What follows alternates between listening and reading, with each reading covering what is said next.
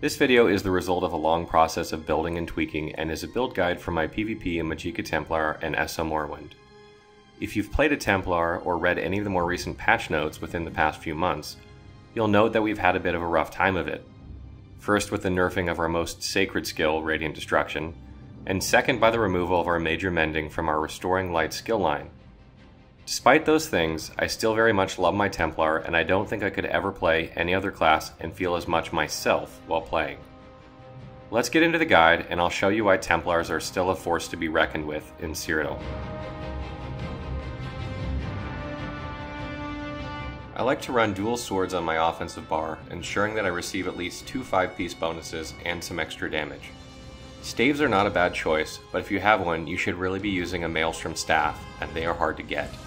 On the offensive bar we have Dark Flare, which is our de facto burst damage skill. It also inflicts Major Defile, which is an added bonus. Puncturing Sweep is our melee range skill and a bit of an AoE for pin clearing and intense situations. Inner Light is there for extra Magicka and for pulling people from stealth.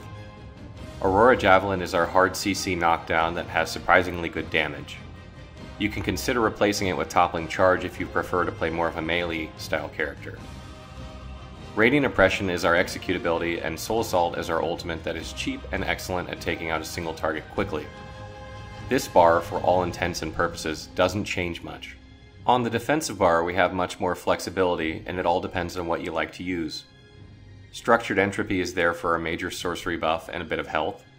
Channeled Focus gives us major ward and major resolve, and increases our Magicka regain. Extended Ritual is our purge and a small hot that also gives us minor mending.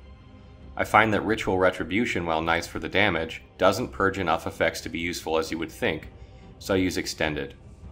Breath of Life is our big heal. You can use Honor the Dead if you solo, otherwise use Breath of Life. These abilities never change on this bar. If you're using Sword and Shield, you want Elusive Mist for the mobility and survivability, and you'll want Devouring Swarm for the AoE damage and heal, which will net you some surprising kills when outnumbered.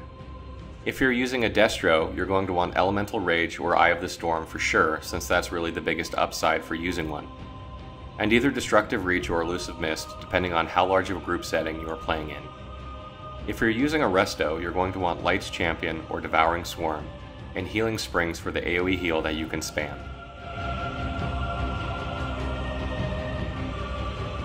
For champion points, there's really no perfect way, so let me show you where I put my points that work well for me. There are really only a few important musts. Befoul will increase the potency of your Major Defile from Dark Flare by a lot, so invest heavily here. You want to make sure that you have some points in both Master at Arms and Thaumaturge, as Dark Flare and Aurora Javelin, or Toppling Charge, are direct damage, and Puncturing Sweep, Radiant Oppression, and Soul Assault are damage over time. And finally, Ironclad and Resistant will help you avoid being killed by high burst damage. When it comes to gear, there are really a lot of different setups you can go with, and it's wise to keep a bit of gear on you so you can change as the map changes. If you find yourself running with a big group all of a sudden, it's probably a good idea to drop the sword and board and put on a Resto or Destro to help heal or get more kills with the Elemental Rage or Eye of the Storm. I'm going to show you a few setups here with different gear, starting with dual swords and sword and board setups.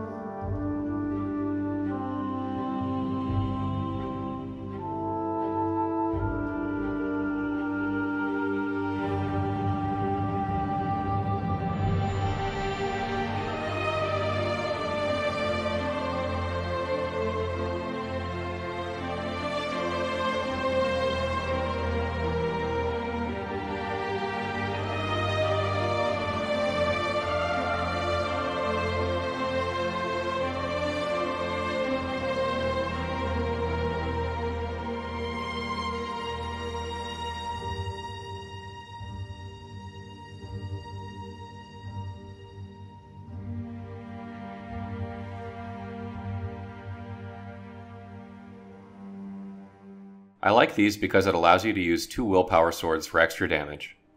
When running a sword and board setup, you want to be sure that the set on your sword and shield is a defensive set or something that makes sense when swapping to defensive bar. You don't want Burning Spellweave on your sword and shield, for example, if you have no DPS skills there. Some great defensive sets for Magicka Templar are Wizard's Riposte, Transmutation, and Shroud of the Lich. You can see that I like to keep my Magicka recovery and health right about the same area, and that damage and healing of Dark Flare and Breath of Life vary a bit from setup to setup. You can adjust damage by changing your jewelry and chants, but I recommend a minimum of 2000 Magicka recovery when PvPing, unless you have a Resto or Destro staff. The next setups are dual swords and staff setups, which will have one set on your body and then an offensive set on your dual swords. The downside to this setup is that you don't get the 2 willpower swords. However, you do get access to heavy attacks that return Magicka, and you can use poisons if you're using a Destro, as well as being able to use Eye of the Storm.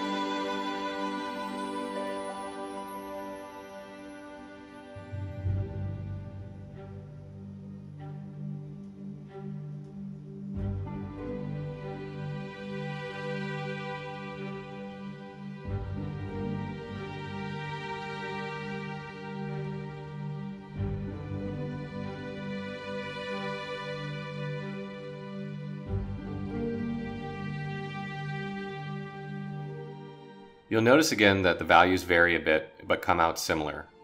What you can see from all these setups is that they are all workable in the right situations. You just need to pick which is best for you, and that comes with time and playing a lot. If after looking through the above setups you're not sure which to pick, and you don't want to acquire all the gear to find out you don't like it, I'd recommend starting with Kagranak's Hope on your body, and getting Wizard's Riposte for jewelry and sword and shield and 2 willpower swords. Kagranak's is easy to get if you're a crafter or no one, and Wizard's Riposte can be used in so many setups it's worth having, and so are willpower swords. Altmer and Aragonian are really the best races for a Magicka Templar, but Breton will also suffice. I'm an Altmer and I enjoy the Max Magicka and Magicka Regen, but if you want to be tankier, Aragonian is the better choice. You'll want Impenetrable on as many pieces as you can of your armor, and for your weapon, Sharpened is probably your best bet, but because of the changes coming with Horns of the Reach, Precise, Nirnhoned, or even Infused all have a place, so I would recommend just getting whichever of those is easiest, and then find the specific one you want later. For Mundus Stone, I'm running the Thief, but again with the Horns of Reach changes, I will most likely be switching to the Mage to get even more Magicka, since I'm an Altmer, and those buffs stack. So there you have it, that's my build. I like having flexibility in my setup, and really you need to learn to in order to get the best results in each situation. Play the map, manage your resources, and learn to read the situation. And lastly, don't worry about dying, it's going to happen. You cannot win every scenario, and you will misread some. It wouldn't be fun if you won every battle after all. Keep your chin up, and just keep observing and learning. ESO PvP has a steep learning curve, so stick with it, and you'll be just fine.